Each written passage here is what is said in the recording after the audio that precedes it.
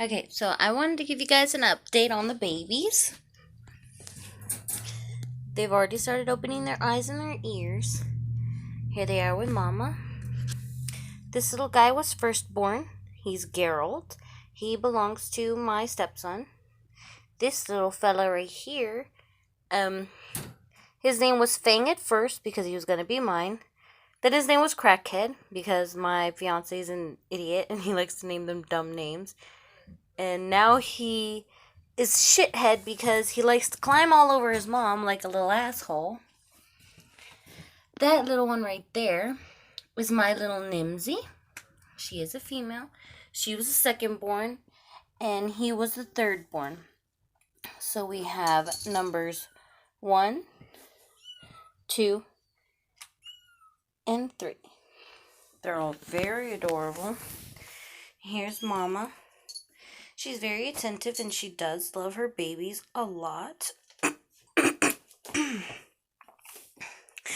Let me show them to you one by one. So this is number 1. He's super cute. Oh, and by the way, that's Princess. She is another potential pregnant mommy. But this is Gerald. It's adorable, right? He's super, super cute. And they were all born December 25th. So they are literally Christmas babies. This is Nimsy. She does not like being held. Oops. This one. This is the baby of the bunch. He is super fat.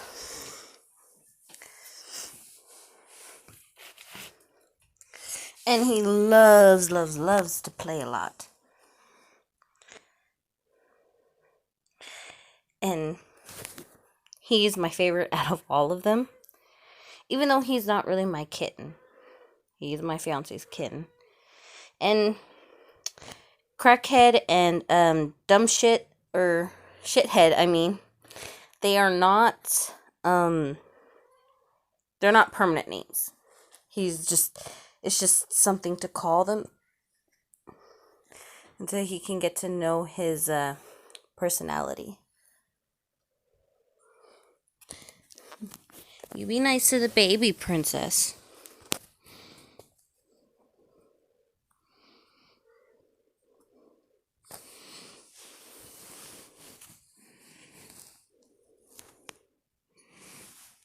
That's your little nephew. And I mean that literally. Her brother is the father of these babies. Okay, let's take you back to Mama.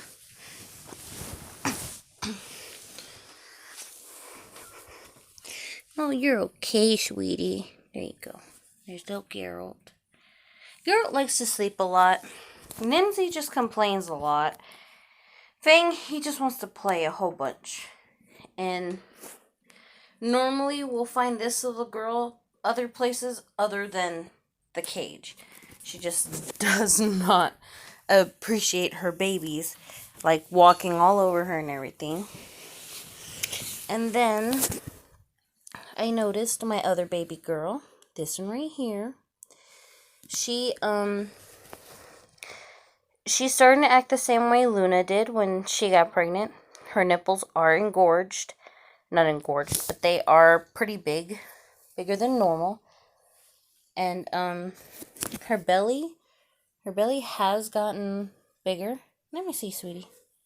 Let me see, Princess. Let me see, Princess. Oh. You're okay, sweetie.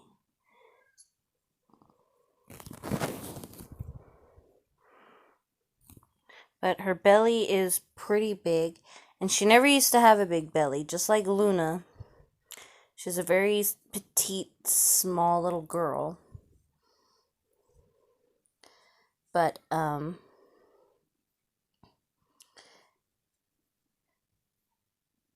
when Luna was pregnant, I made sure to check all the nipples of all the cats that we have, just to be safe. And that's what they look like now, which is pretty big. And her nipples didn't used to look like that. They used to be very small and tiny. Let me see, big girl. But she is very sweet. We might rehome her children, considering we're keeping all of Luna's babies, and we already have 6 cats, including the 3 babies. That's 9 now. So we might be planning on rehoming her babies and not keeping them. It all depends on how many she has and if any of them are black. Because my fiance said we'd only keep the black kittens. But Luna originally had 4 babies. And I'm assuming that since when she was trying to take the umbilical cord off the 3rd born, we named him Snowball before we buried him. So when Luna took off the umbilical cord, we didn't think nothing of it. There was quite a bit of blood, but we didn't second guess it. We were all like, okay, it's just because his coat's white, so we're able to see the blood a lot better on him than the other babies. But quite a few times she tried sitting on him, laying down on him, kind of suffocating him. So we took him out and we started feeding him ourselves. Well, we thought his umbilical cord was still attached to him, because we did see something hanging off his belly. But I knew there was something wrong because he wasn't eating at all. He was constantly crying. And what we thought was the umbilical cord just looked way too thick. And I was telling my fiance, I was like, babe, I don't think that's the umbilical cord. I think that's his intestines. Well, me and him are in a group chat with a whole bunch of people from all over the country. And one of the girls on there, I let them know that, hey, my cat just had babies, but I don't think one of them's gonna make it. And so she's all like, well, what's wrong? And I sent pictures and everything. And she's all like, I told them how it looked like it was the umbilical cord, or it looked like it was the intestines, not the umbilical cord. So she knew somebody who knew a vet, I guess, or she knew a vet, something like that. She had access to ask questions to a vet, and remind you, they were born Christmas morning, so none of the vet's offices or emergency rooms were open on Christmas. I called every single one of them, and not one answered. And so, look at Geralt. He's the little white one. He is so adorable. He just loves to play. But, so they're born Christmas, so everything is closed. Nothing is opened. So, she talked to her vet friend, and, they asked me a very specific question. Does it loop back into his belly? And I told them, yeah, it's coming out and it's looping back in. And I knew right away my suspicions were correct, that it was his intestines, not his umbilical cord. So right away, I knew he wasn't gonna survive. She sent me a recipe, since he wasn't feeding off of his mom. He wasn't suckling on her teats at all. So I was very, very worried.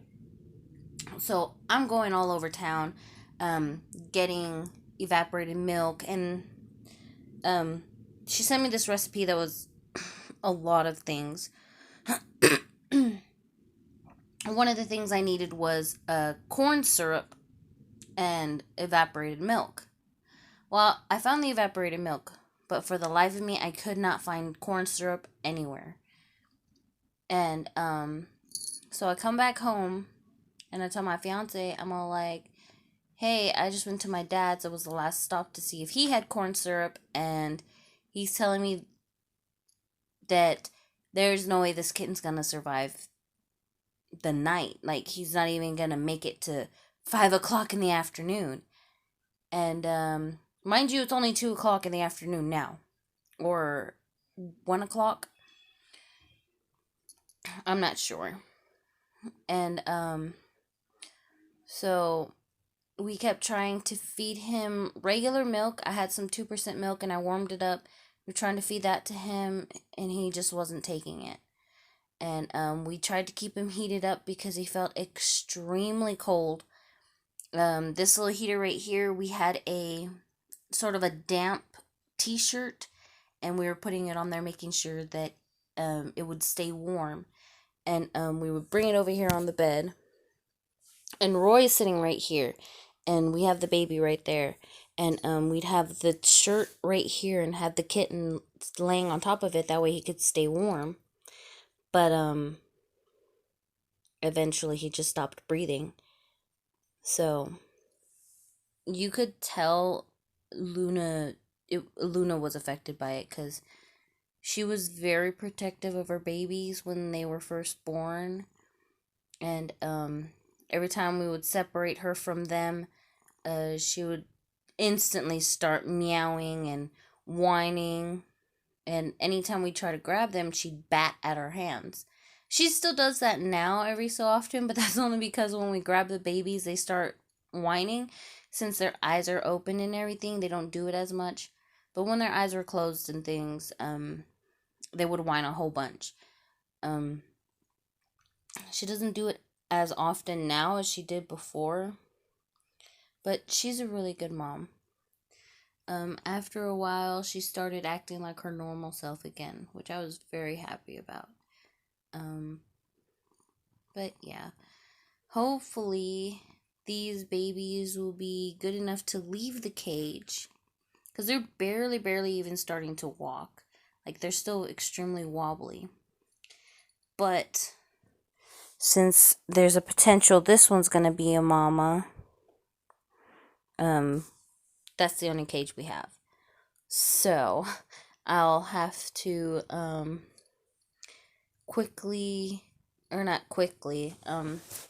hope that, because you can't feel anything in her belly right now. There's no movement, but she is extremely big. And you can feel quite a bit of bumps in her belly. But my fiance says, well, even if she's not pregnant, she's probably just eating a whole bunch because she's always by the food.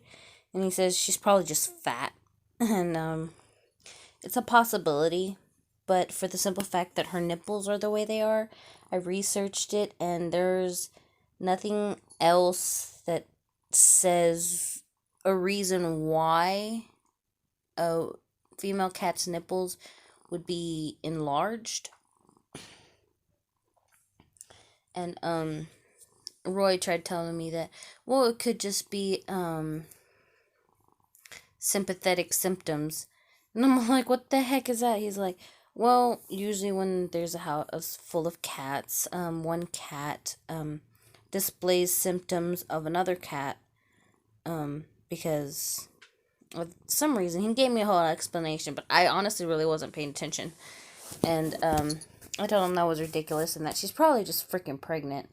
But we honestly don't have the money to go to the vet to get an ultrasound and everything to see if she's actually pregnant.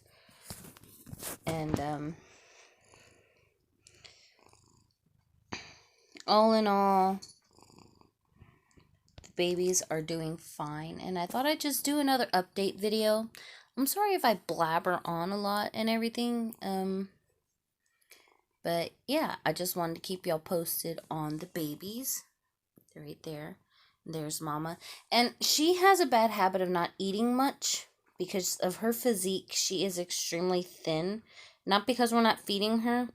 Just it's the way, I guess, she was built. So I thought I'd trick her.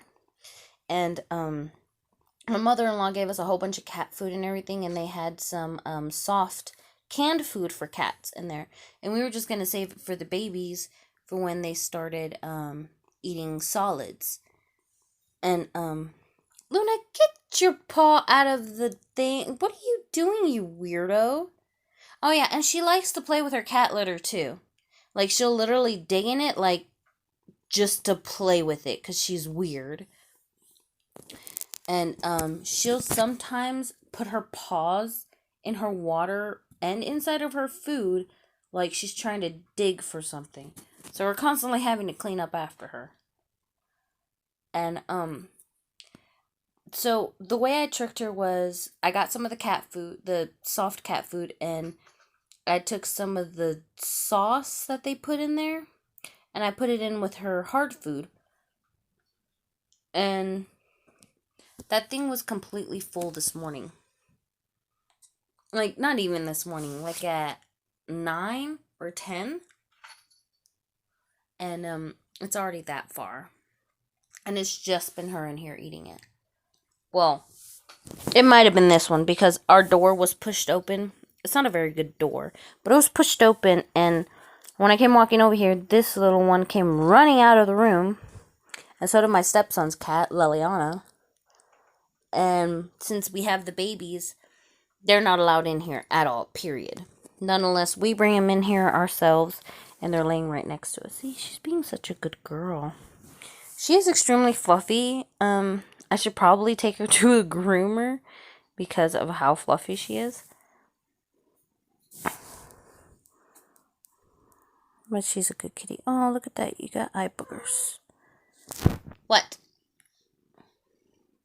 And this one, she loves to make so many noises at night. She does her little cooing. That. She'll do it again. Luna.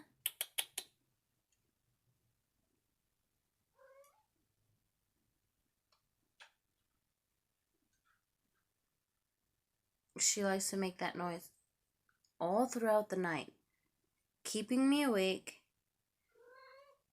See?